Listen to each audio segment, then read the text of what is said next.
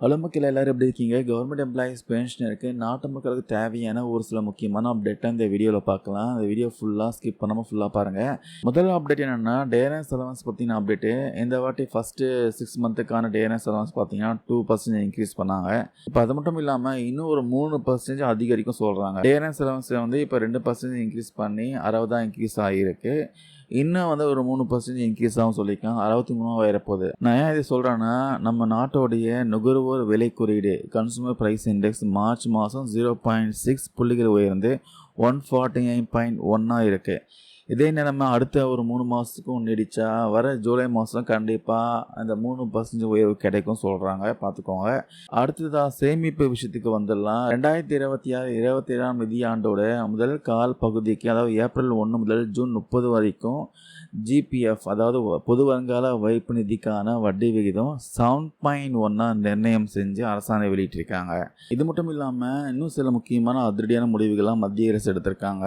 Supreme court அதாவது உச்சநீதிமன்ற நீதிபதிகளோட எண்ணிக்கையை வந்து 33 37 உயர்த்த மத்திய அமைச்சரவை ஓகே சொல்லிட்டாங்க.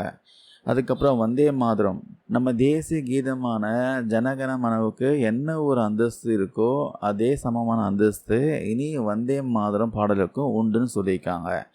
அதுக்கப்புறம் ஆன்லைன் கேமிங் மே 1 புது கேமிங் ரூல்ஸ்லாம் அமலுக்கு வந்தாச்சு. இதை கண்காணிக்க இந்திய ஆன்லைன் கேமிங் ஆணையம் ஒன்றையும் அமைச்சிருக்காங்க. பணம் கட்டி சூதாட்டத்தில் பார்த்தீங்கன்னா ஒரு சில முக்கியமான ரூல்ஸ்லாம் கொண்டு வந்திருக்காங்க.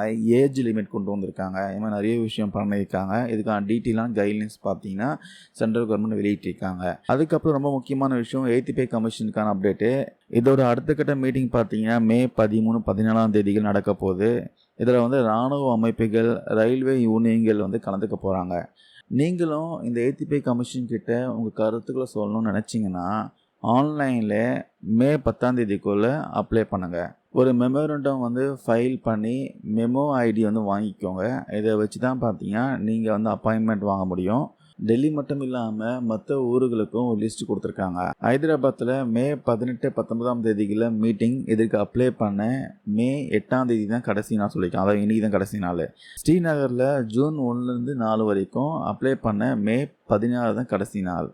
லடாக்கில் ஜூன் 8 மீட்டிங் நடக்கும் சொல்லியிருக்காங்க. இதுமாதிரி ஒவ்வொரு ஸ்டேட்டுக்கும் பார்த்தீங்கன்னா 8th பே கமிஷனுக்கான வெப்சைட்டில் கொடுத்துருக்காங்க. செக் பண்ணி பாருங்கள். இன்னும் நிறைய ஊருக்கு பார்த்தீங்கன்னா கமிஷன் வந்து டேரெக்டாக வரப்போகிறாங்க. அதுக்கான அப்டேட்ஸ் எல்லாமே வந்து 8th பே கமிஷனுடைய வெப்சைட்டில் கொடுத்துருக்காங்க. செக் பண்ணி பாருங்கள். ஸோ மக்களே, இந்த வீடியோவில் நான் கொடுத்த அப்டேட்லாம் யூஸ்ஃபுல்லாக இருக்கும் நம்புகிறேன். இதே விஷயமா உங்களுக்கு கருத்துக்கள் டவுட் இருந்தால் மறக்காமல் கமெண்ட்ஸில் பதிவு பண்ணுங்கள். கிளாரிஃபை பண்ணலாம். தேங்க்யூ நண்பா நண்பீஸ்.